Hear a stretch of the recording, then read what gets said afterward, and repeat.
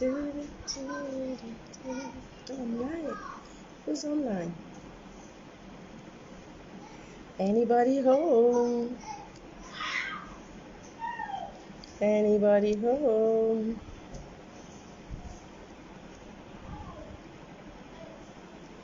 Okay. This is pin comment. Yes. Good job. So we're good to go. Who's home? Who's home? Who's home? It's past 6 p.m. That's late. 1 hour late.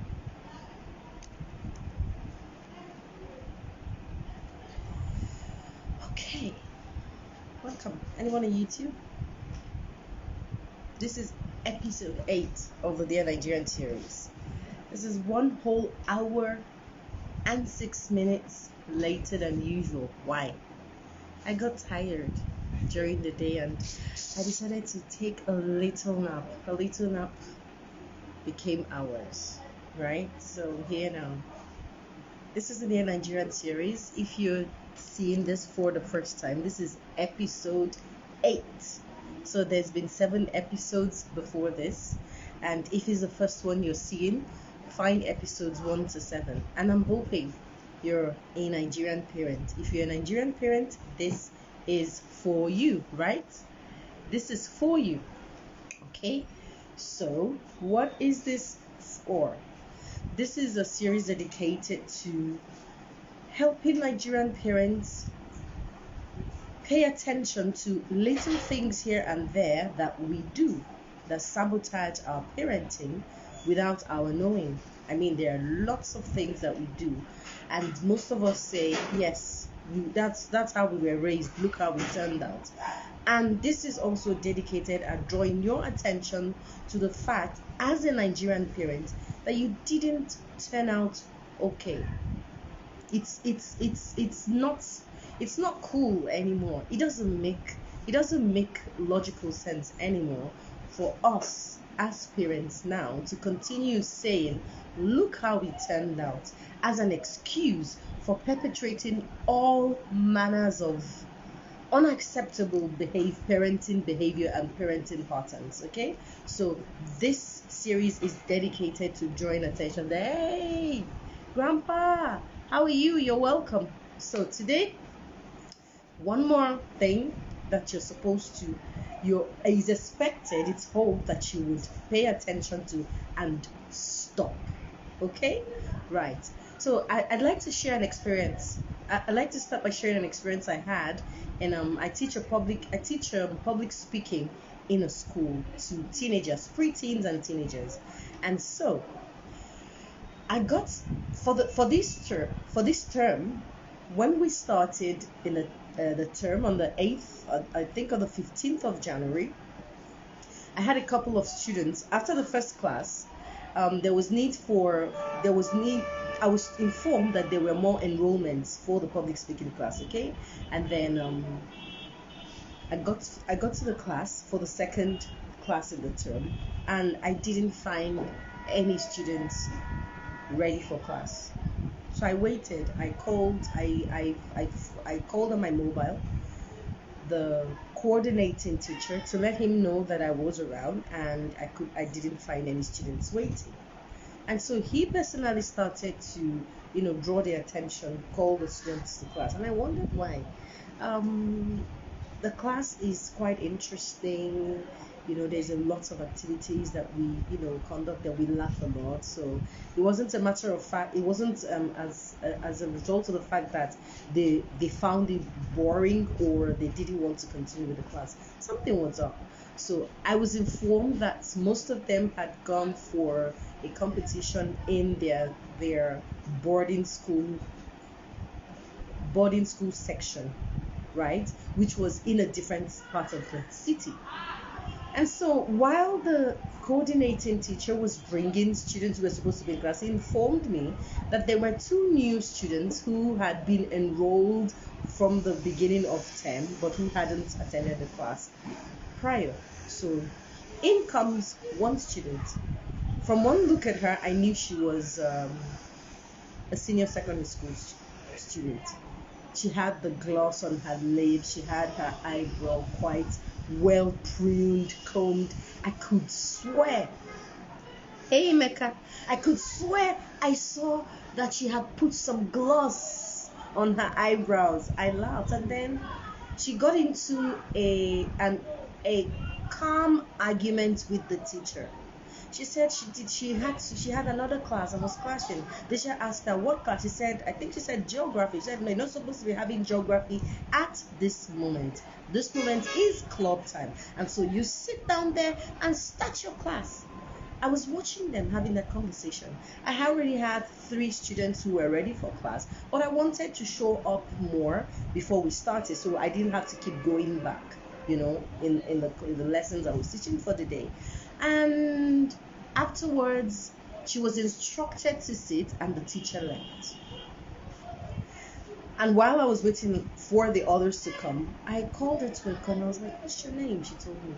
I was like, what class are you? She said she was in SS1. I was like, oh, good.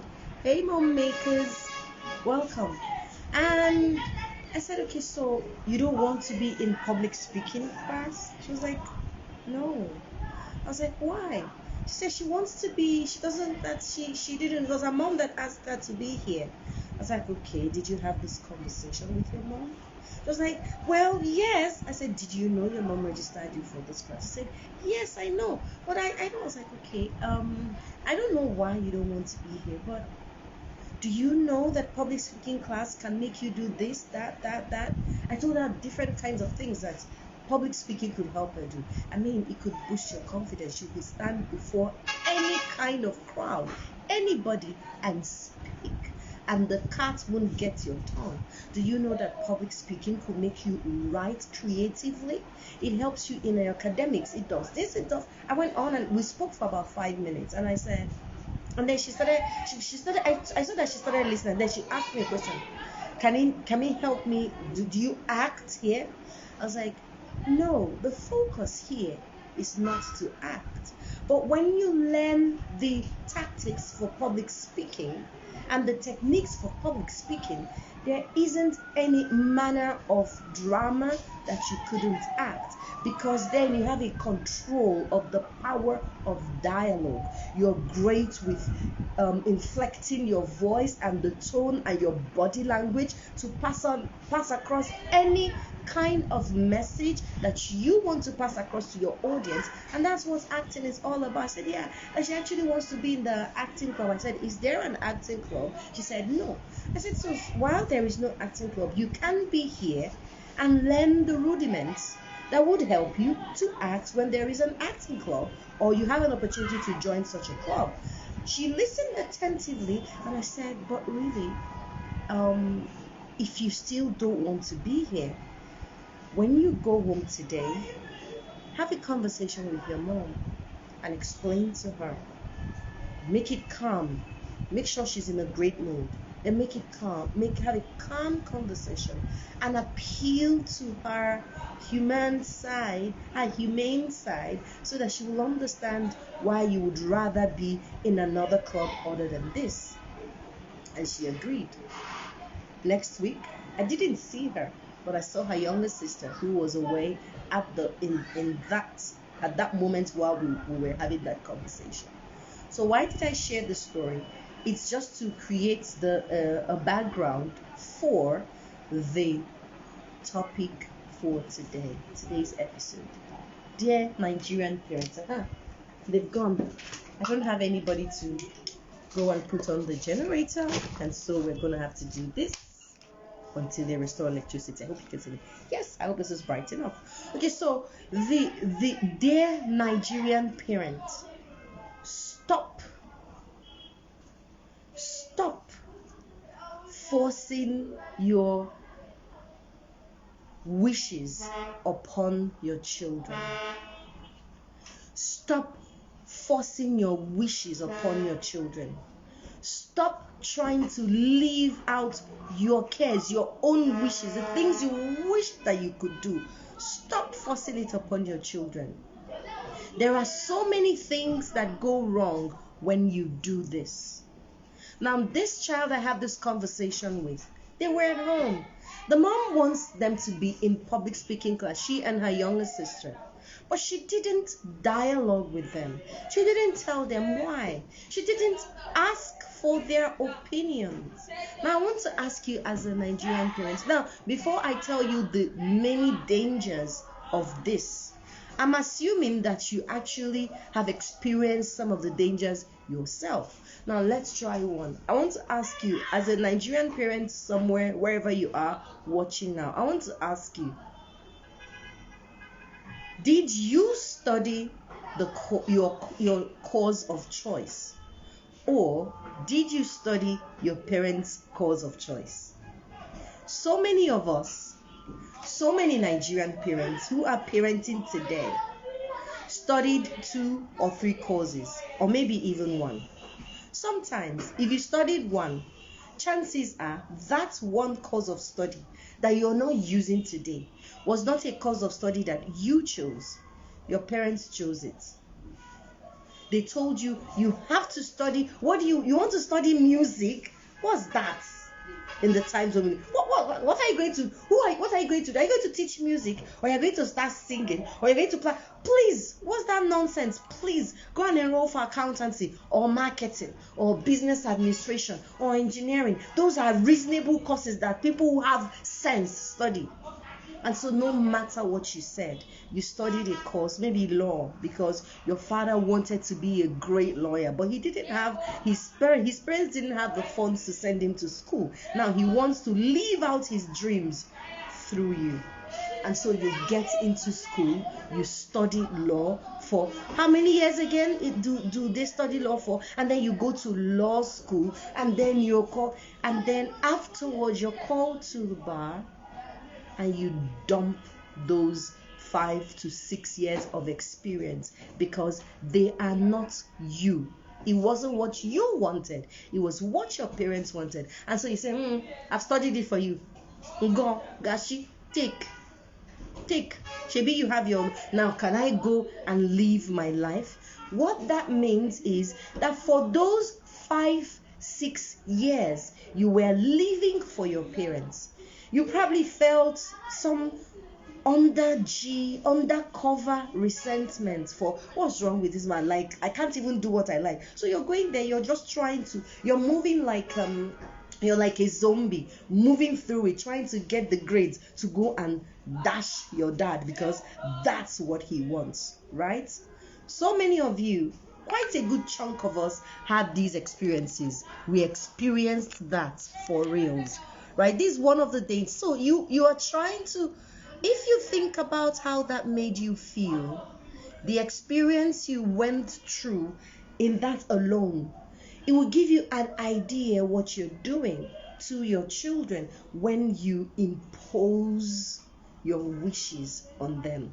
It could be things as simple as how they should wear their hair.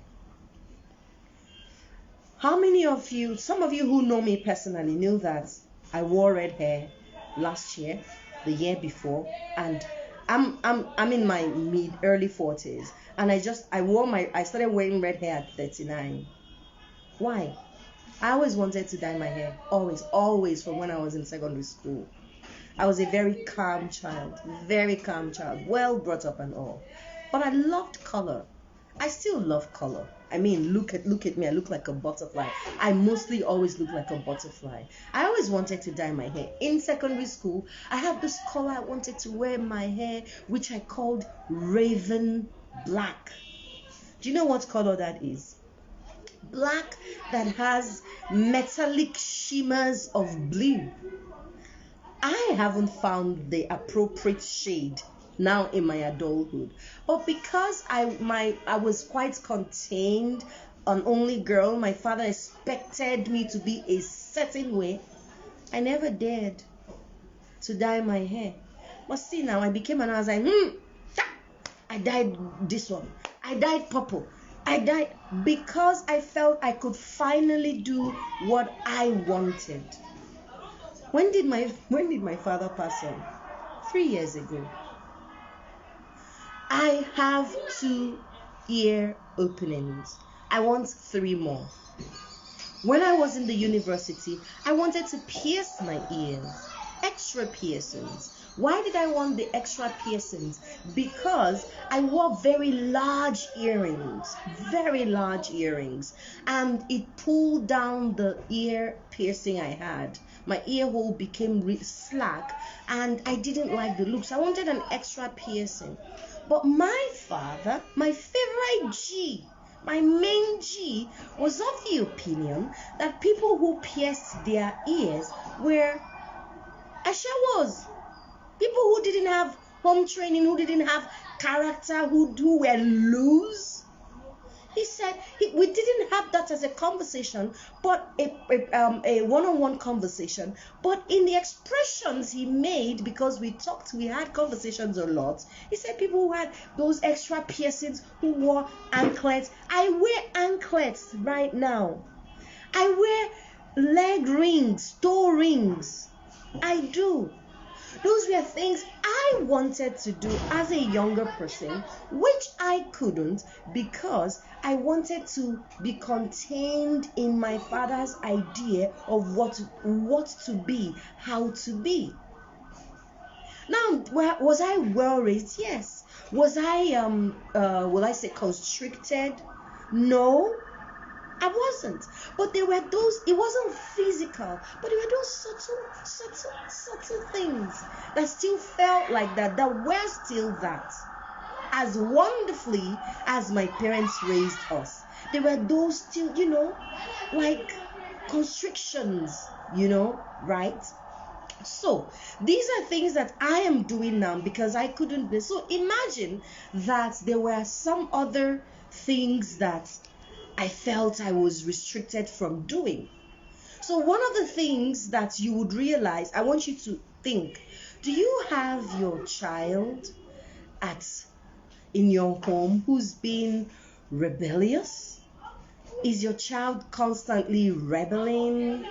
Is your child throwing incessant tantrums? Are you having some sort of power tussles or what looks like a power tussle between you and your teenager or your preteen?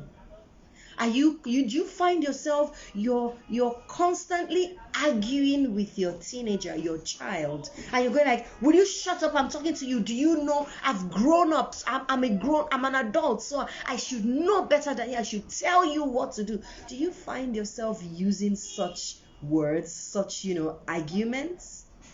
Do you find yourself threatening your child a whole lot of the times? And telling them you have to, because I said so. If you find yourself doing that, that is you right there as a Nigerian parent imposing your opinions, imposing your wishes, imposing your ideas on your child, living out your dreams, living out your lives through your child. Stop it. Stop it. The main thing there are several things that this achieves. And hey, Zonny, welcome. Hey, there's several things that this achieves, and most of them are mental, psychological. All right. So when you force your wishes upon your children, one of the major things you do is they lose autonomy. They lose their autonomy. It deprives them of the opportunity to make their own choices. You shut their own choices down. And because human beings come primarily disposed to have their self-will, it's like you're contravening a natural law. You're shutting down the will. You're enslaving your child by imposing your wishes on them, like a master and a slave. Because children come, they need power.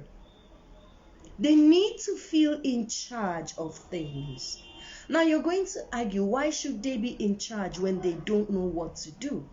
And my answer to that is, putting them in charge does not take power away from you. What it does is it makes you a partner in control. So, how about you have conversations with your child? Have conversations. Give them several options of a thing. There are things you actually do want your child to do. So instead of insisting upon that particular thing, a strategy to doing that is laying out several options. Say, you can do this, you can do this. How about, have you get them to start thinking about a series of things within a space, within a series of things that are contained, and have them make a choice out of it. You are still in charge, but you're putting them in control. Okay, so this is one of the safest, simplest ways to ensure that your child feels in control while you are in charge, while the power remains with you. Allow them to make choices out of options. It means you become a guide without impositions. All right, so the child loses autonomy. When people lose autonomy, it can lead to resentment and rebellion. They keep arguing. They're always saying, what's even wrong with me? And I can't breathe, I can't do what. That's one of, and once that happens, frictions begin to occur. You don't need that. One other thing that imposing your opinions or imposing your wishes on your children does is it makes them lose their self-identity. Even now as an adult, do you realize that sometimes you might even be in your 40s and you still don't know exactly what you really want to do? You're still trying to find your purpose in life. Find that which you truly vibrate in, that would give you a good sense of fulfillment. Do you realize that at your age, in your 30s, in your 40s, sometimes in your 50s, you're still trying to know exactly what it is? And so imagine a child. As what human beings always try to find a self-identity, a sense of purpose, where they're headed, where they can focus, things that give them fulfillment, satisfaction, joy. So when you impose your opinions, your wishes, and your values on your children, you deny them the opportunity to develop their God-given talents and values. Talents especially, right? Every human being comes with his own unique talents. Your job as a parent is to help that child in your care to nurture the beautiful talents that they come with, to help them grow, but not to impose your own on them. When you impose yours on them, one of the things you're doing is like telling the Almighty that, no, you didn't know what you were doing. You should have created two of me. Why did you create this one? It's not important what you gave him. It's what you gave me that is important. Imagine that audacity.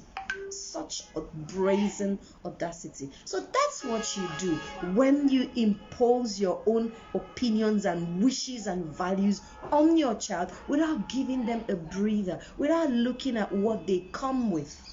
One of the things it achieves also on the heels of that is a low self-esteem. I said that most of the things that this achieves borders on their mental and emotional and social well-being. So it gives them a low self-esteem. It makes them feel like they don't really, their own thoughts and their own feelings don't matter. Hey, Pams, welcome. Like their thoughts and their feelings don't matter. Only yours do. And so they're feeling like, God, what's the use? I'm not even important. Right? I mean, it gives them a low self-esteem. For some, they taper into an anxiety and depression. Once again, this keeps coming up. Depression. It might look like we're bandying this about a lot, but if you find a child who is constantly tapering into disinterestedness in life, in things that his or her age should be interested in the excitement of life, that is depression subtly setting in. And most times, because we as Nigerian parents do not understand or expect these things to happen to us, because we believe that we are that resilient, we shut it down. We make them feel guilty for feeling that way. One more thing that imposition of your own ideas and dreams on your children does is it causes poor decision making skills.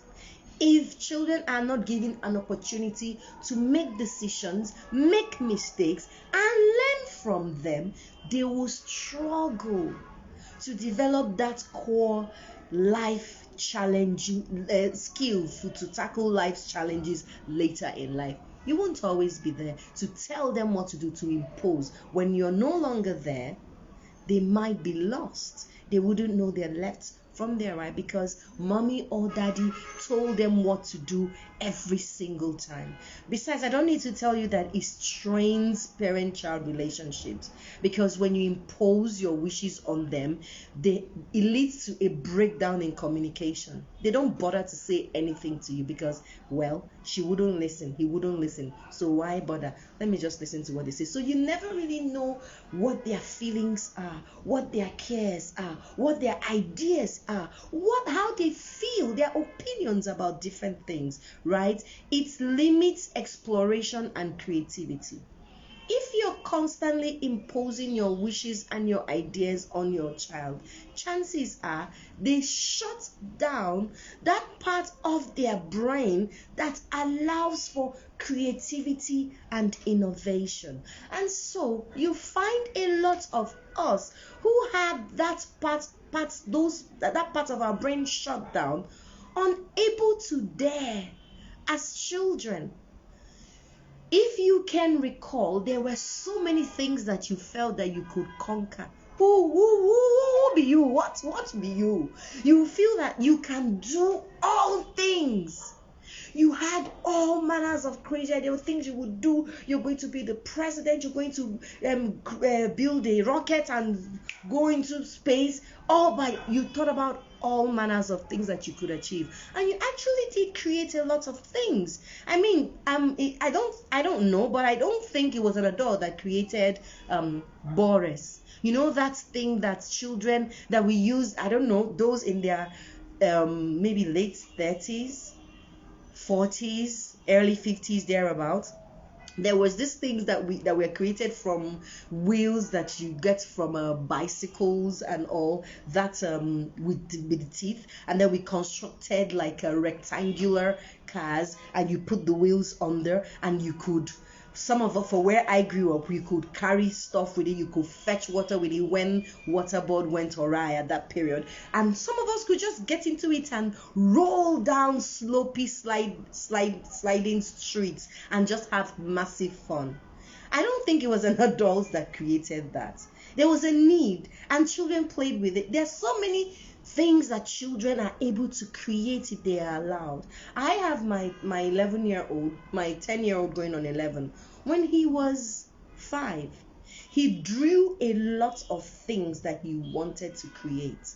And he explained to me the things that those things are supposed to fix and why he felt that they were important. That innovation that children had, that you had as a child, were shut down, shut in by impositions, not being allowed to air your views, to follow your own ideas and, birth them, create things based on your ideas and your opinions. Our parents did that to us. But you as a parent right now, dear Nigerian parent, you need to stop it. You force your children to make inauthentic life choices, careers, relationships, lifestyles that do not align with their own true desires.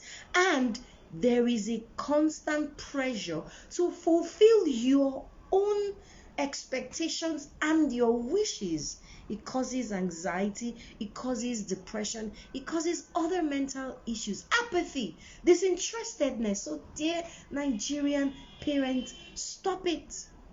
Stop imposing your wishes and your opinions on your children. It does a whole lot of harm.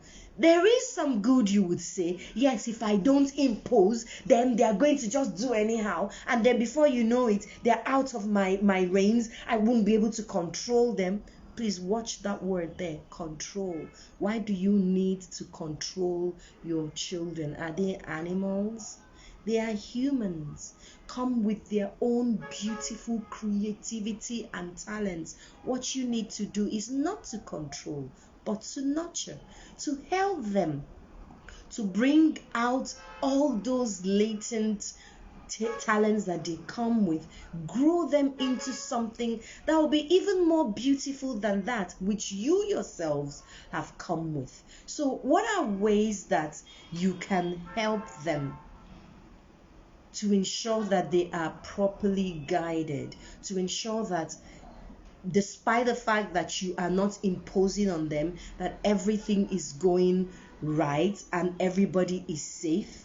So instead of telling them, hey Zimi, Zim, welcome. So instead of always telling them what to do, encourage open communication. All right? Open communication ensures that you create a safe environment where your children feel comfortable with expressing their thoughts, their feelings, and concerns, and there's no fear of judgment. One of the major things we do as Nigerian parents is listen, ready to attack, ready to correct, ready to condemn. Stop it. Listen objectively. Try to see what they are seeing that you can see. Keep asking questions so that they can explain why they are seeing it that way until you understand. And should you not understand, despite listening attentively to their perspective, their opinions, and their desires, should you not understand, let them know that this is how I see it. How do you think? What do you think about this? And look at how I see it. Look at why I see it that way. What do you think? Children are critical thinkers too. They have their ability. They're not critical thinkers per se. They are creative thinkers. And when you're creative in putting your arguments and your opinions across, they pick it. Sometimes they can even take everything that you think and run with it. I, for one, I know that I've been such a big influence on my son without necessarily control. I don't control him. I have a lot of conversations with him. So sometimes he's my idea when he says stuff, and the way he would argue about his stuff, I see me right there. So how about you create an open communication, an opportunity for open communication without imposing anything, right? Make it open, make it constant, make them find reason to always come to you with their ideas and their opinions, and just make it a two-way traffic, okay? And so listen attentively and try to understand, not to judge. Provide guidance and support. Find out what they're doing. Tell them, okay, why don't you do it this way? Look at what I experienced during my own time, and you might experience this. So how about you do it? Guidance and support is expected from you. You can give it. Respect their autonomy. Encourage them to take ownership of the choices that they make. Let them own it. Because when you offer guidance and support and allow them to learn from their own experiences and their own mistakes, they get better. If they make a mistake that isn't life threatening, and you go like, oh, that was what they would say, oh, that was what mommy was trying to say, oh, that's what daddy was trying to say, and they would create room for them to come back to you when they have been beaten, when they have fallen, and they're trying to pick themselves up. Create room for them to have the courage to come back to you, to ask for your opinion by themselves. They would come because they would know that you have superior knowledge, superior advantage and experience, and they want to learn from you. When you don't impose, they come. They say when you want somebody to stay with you, you let them fly. It applies primarily to children. I tell you, encourage exploration and self-discovery. Let them explore. Let them discover. When you do that, they are eager to come and tell you, oh, mom or dad, do you know this? I say, oh, wow. Okay, during my own time, look at how I experience it. They listen.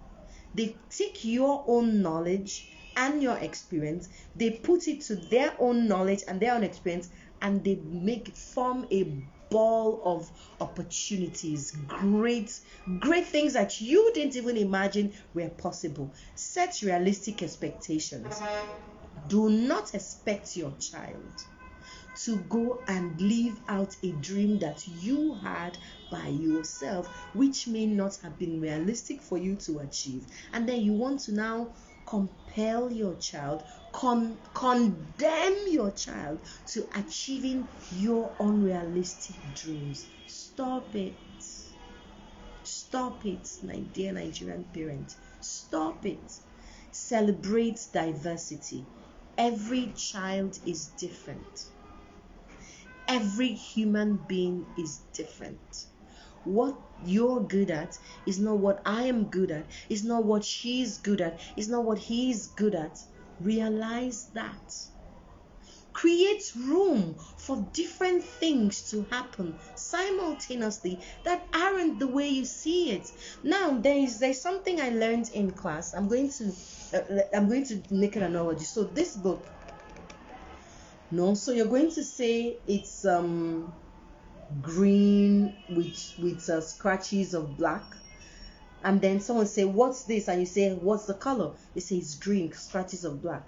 And then someone says, no, it's white with borders of red or pink, and you say, no, it's oblong. There are different sides of this. There are different sides of this book. You see it this way. Some people are seeing it from here. Some people are seeing it like this. Some people are seeing it like this. Some people create room for that opportunity of different angles to a thing. It's not always just the way you see it, your way or the highway. Stop it, dear Nigerian parents. Stop imposing your opinions on your children. Stop imposing your dreams on your children. Stop compelling them to do things your own way. Have discussions with them. Dialogue. It is very important. Dialogue. Give them relevance. Relevance is a level of power. Human beings love relevance. Children especially, they love relevance. Delegate to them. Give them responsibilities that make them involved in what they are doing. Give them tasks on what they have decided. Help them find ways to map out a plan for what it is they have set out to do, to see the different aspects that they can achieve that from. Do that. It is very important. Hey, David Emmanuel, welcome. Right? Seek their opinions. How do they feel? Have this. That's discussion. Work on their strengths. What is it they are strong in? Please do not stop it. Stop imposing your opinions on your children. Dialogue. You are living your life. You have lived the great chunk of your life. Your youth. You have lived your youth. Can you allow your own children to live out their own youth? Can you do that? Is it possible? When the Almighty created you and waited to create your child, He knew what He was doing. He gave you your own talents, gave your child his own talents or her own talents, and they should be given an opportunity to develop those talents and create amazing things with their talents that will be in honor of the Almighty that gave them to Him or gave them to her. Your task as a Nigerian parent is to nurture, to guide, to help, to listen, to encourage, to help grow. Stop imposing your dreams, your opinions, and your wishes on your children. It doesn't achieve any good. You make them live your life instead of theirs. The Almighty could have given you 2 lives, but He gave you yours and gave them theirs. Allow each person to live out their own life. Okay? Thank you. This is the topic for today's episode of the Dear Nigerian Parent. This is episode 8. There are 2 more episodes for the month of February. Incidentally, there are 2 more days left in the month of February. So subsequently, in subsequent months, we're going to have 5 episodes every month, right? The idea is to draw our attention as Nigerian parents to things that we do, that we take for granted. We do them every day in our homes, in our parenting, that shoot our parenting game in the foot, that make a mess of the beautiful, otherwise beautiful work we do at parenting. The things that we experienced as children that we didn't like, that made a mess of our mental and emotional and psychological health, which we are repeating. And which, because of the opportunities, because of the way the society and the world is right now, it is causing tremendous, irreparable damage on our children. So this is it for today. We'll see you tomorrow, earlier than this moment. All right? Adios. Bye-bye. If you liked this, if you liked what you heard, if you think this is helpful, share it with as many Nigerian parents as possible. The idea is to ensure that as many Nigerian parents as possible have their attention drawn to this. Share it. It's live on YouTube on my channel, O.O.N TV 7340.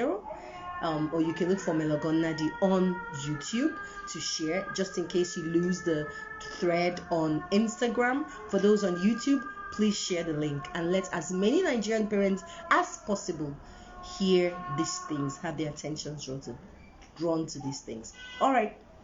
I hope I'm not too dark in the, Nigerian no power situation. All right, then, do have yourself an amazing evening or afternoon or morning, wherever you're watching as a Nigerian parent. Ciao. My name is Omelogonnadi and I am the children nurturer. Adios.